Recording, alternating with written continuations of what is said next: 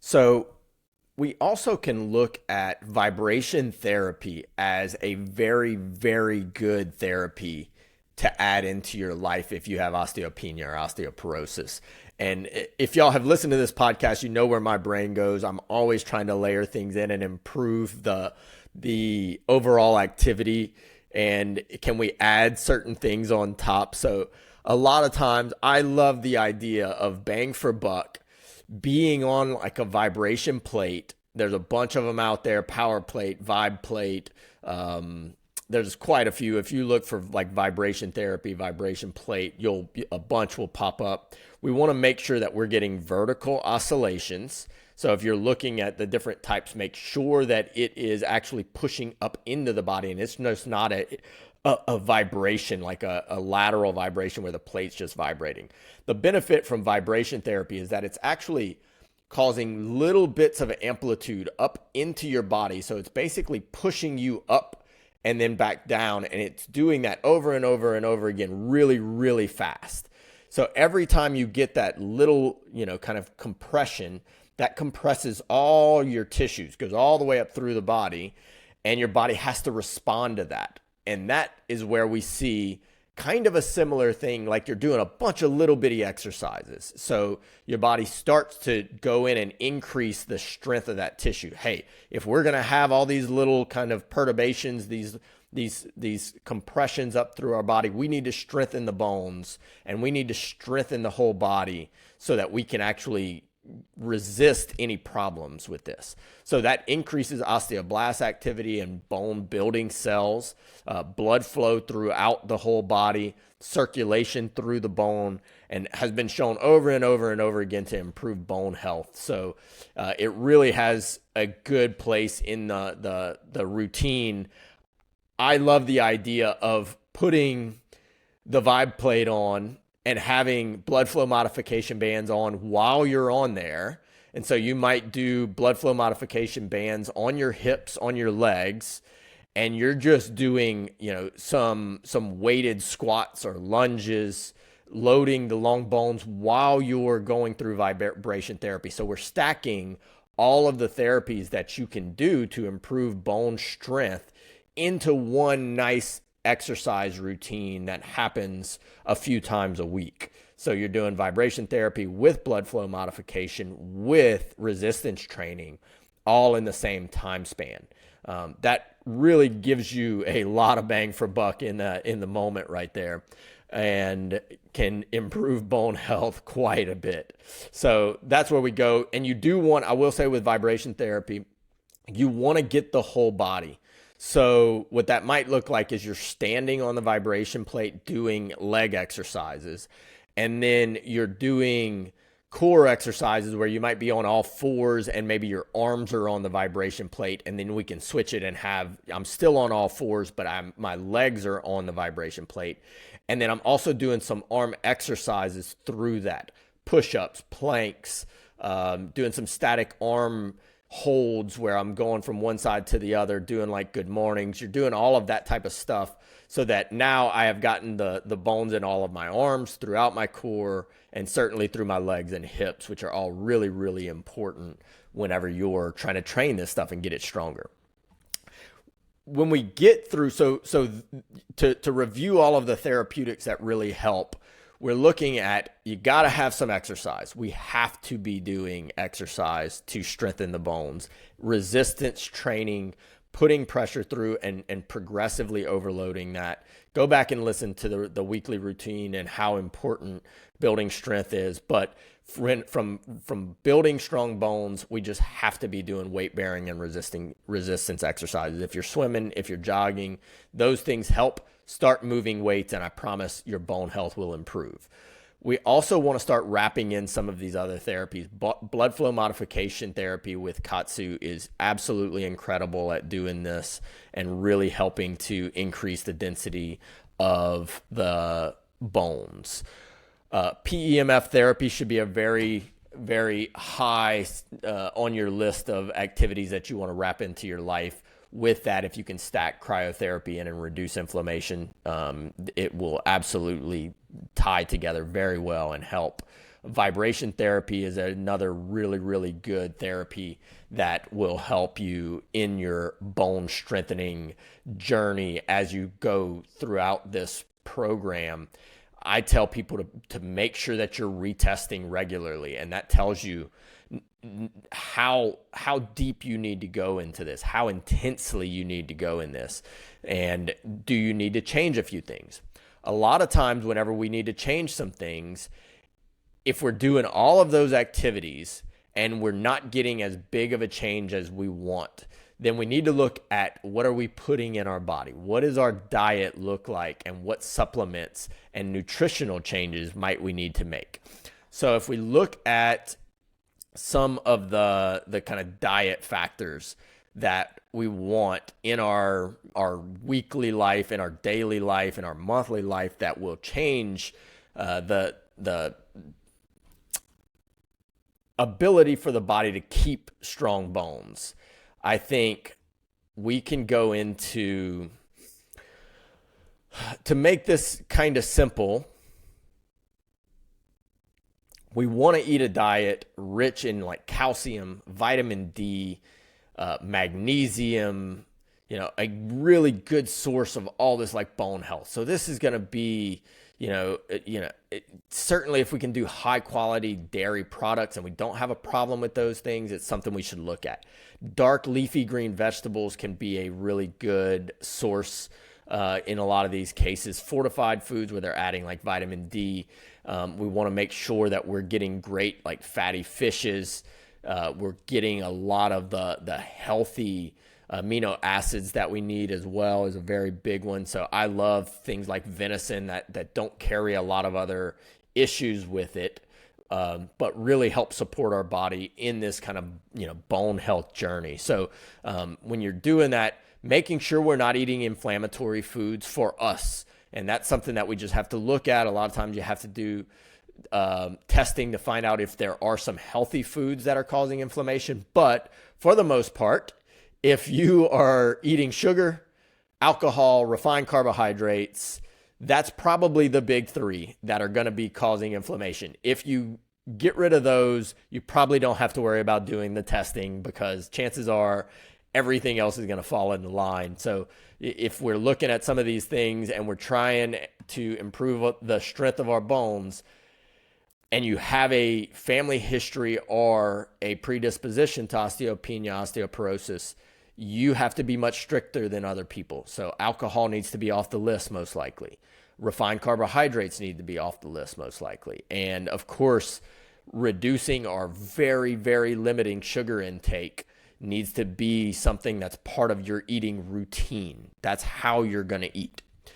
When we look at adding in supplements, what are the things that we can add in to supplement the health of our bones? There's quite a few that you want to look at.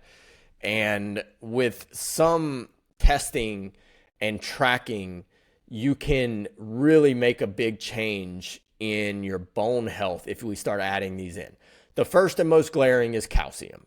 Calcium is the mineral that's essential for building and maintaining your bones. Studies have shown that calcium supplementation can improve bone density and reduce the risk of fractures. So it needs to be there. Do some blood testing, do some mineral testing to find out what your calcium levels are, and make sure you have them in healthy levels. If you have too much calcium, it's a problem. And a lot of times people will look at that from heart health.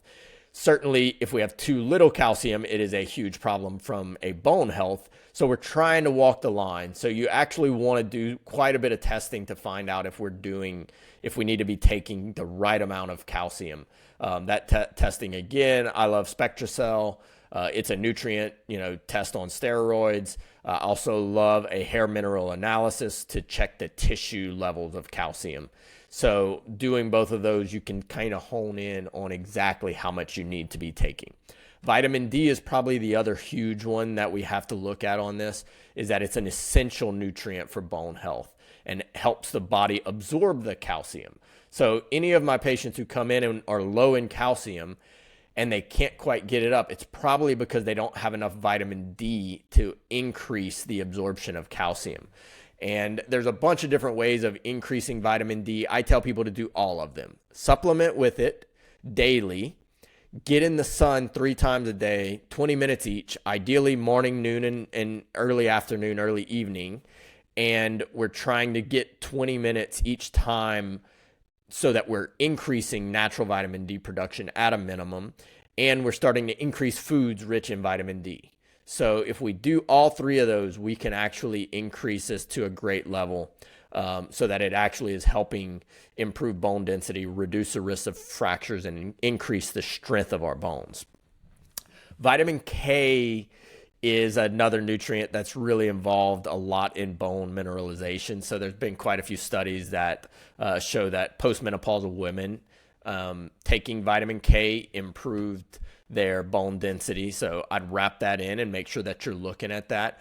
And I'm going to put something in right here that is I'm just going through a bunch of these.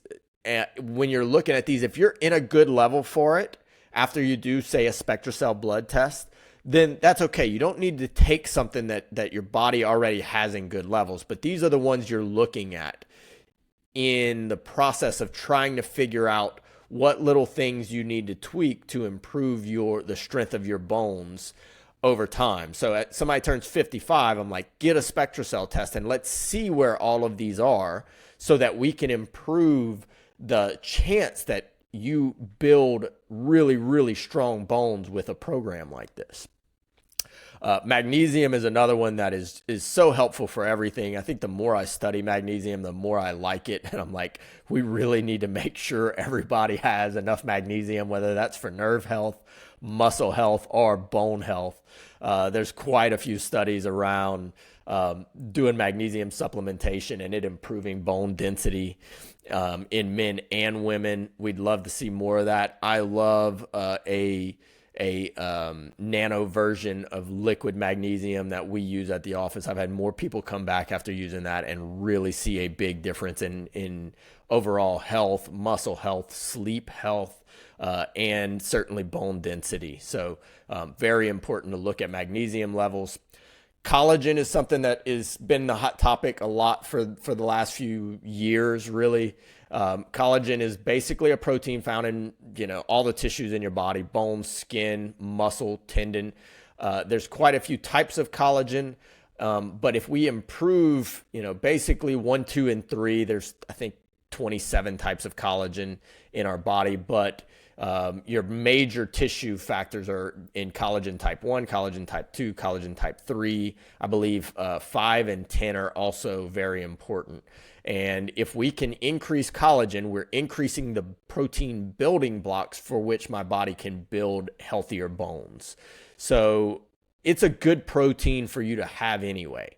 So what I do tell people is increase your collagen intake in some way. If you're not getting a lot of high quality meats, then you probably should supplement with collagen and add in a good bone health collagen that has quite a few of the collagen types in it.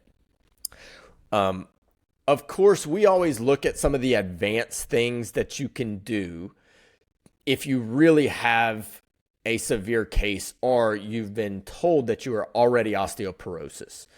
And, of course, look, if you're doing some of these things that I'm about to go through, make sure you're talking with your healthcare provider. You want to do this under guidance to make sure that you're being followed and that someone is kind of keeping an eye on some of these things. There's a synthetic form of parathyroid hormone called teriparatide. And that basically works by stimulating bone formation and increasing bone density. It should be something that people who have osteoporosis are doing. If it's not in the prevention world, this is more in the treatment world. But I have seen quite a few patients who did very well when they added teriparatide into their treatment routine. There are some side effects, like most of these kind of more advanced things. So make sure that you're talking to a healthcare provider about it, but it could be a good option. There's also a peptide that has been out and started to be studied, and I've heard quite a few of the functional med doc and stem cell docs talking about, called ibutamorin. And basically, that is a peptide that's been studied because it increases bone density and muscle mass. So it's kind of doing both of them. It does that by increasing all the growth factors in the body, IGF-1, which is important for bone health. And we definitely need to look at the levels of growth hormone in the body before we start telling someone to do those things. But in certain cases, a lot of the women over 70 have very low growth hormone. They will benefit from adding this peptide into their life.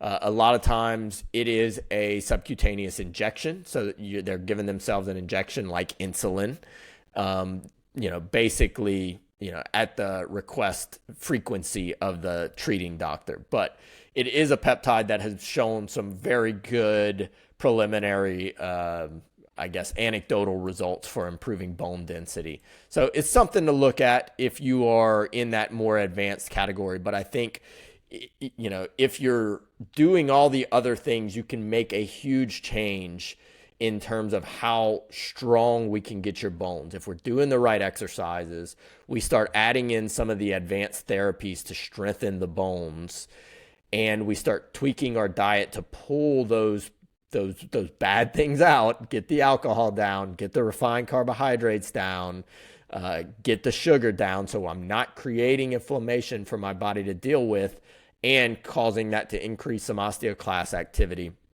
Then I can get to a point where I am really moving the needle very, very far in terms of bone strength. And you'll see that with your DEXA scans over time. If you're doing those once or twice a year and you start doing a program like this, we see massive improvements in those things over a few year period. So it's definitely something that can do very, very well in terms of improving your bone strength. When it comes to a weekly schedule, remember, this is just kind of like an example. You can structure this as we were talking about earlier, starting to layer these things in. I love Monday being a strength training day, as y'all heard in the previous podcast. So if you're doing lower extremity strength training on Monday, then what you might be doing is adding in Katsu. You're doing vibration therapy, squats, lunges, deadlifts, all with weights through a vibration plate. On Monday, it might be a day where you're really doing bone health foods like leafy greens, non-dairy sources of calcium. We're doing some vitamin D rich foods, fatty fish, egg yolks, all of those things. And that might be your Monday. You're really paying attention to increasing the resistance training through there. And then if we go to, Tuesday might be a day where we're starting to increase the weight bearing exercises. So if you are already doing some of those things, you're doing like a ruck walk or a hike where you're adding some compression by putting a rucksack on, which is just like a weighted vest. That increases every time we're walking. We're causing some compression through, and we can help strengthen the bones, the muscles, everything through the body. On Tuesday, that might be a great day to add in like a PEMF therapy session with cryotherapy so that I'm reducing the inflammation. I'm getting blood flow. After this big Monday training session, I can really help increase some of the repair and strengthening factors in my body. So, that might be another day on Tuesday where you're doing a lot of collagen-rich foods, bone broth, again, fish. You're doing some lean meats. Again, I love venison. I like organic beef, all of those things that can really help to increase the dietary component of building strong bones. Wednesday would be a great day to do upper body. You've had a day of rest, and we're doing, again, some strength training, resistance training with blood flow modification, and perhaps adding in vibration therapy. So that might be push-ups. We're doing pull-ups against weight with the blood flow modification, bicep curls, all fours,